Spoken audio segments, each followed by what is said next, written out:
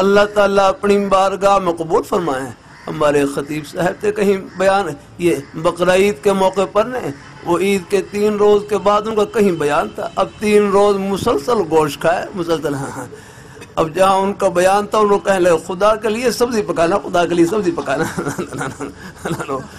وہ 3 روز وہ مسلسل گوشت کھایا تو وہ کہنے لگے کوئی نئی چیز کھلائے۔ اللہ تعالیٰ اپنی مہربانی فرمائے تو یہ طبیعت پر نا مختلف حالتیں آتی رہتی ہیں، کبھی طبیعت میں شوق والی کیفیت، کبھی طبیعت میں ٹھنڈا پن آ جاتا ہے۔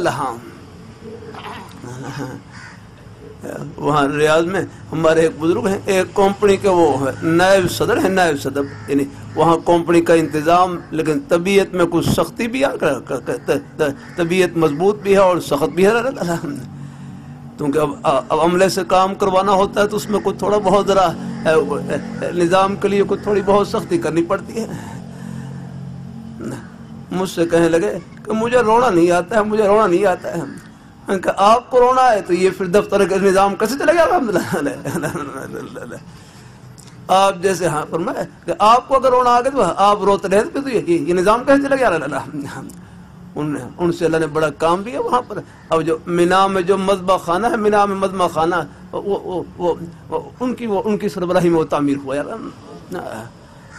وہ 6 مہینے میں تعمیر کیا، 6 مہینے میں آ کر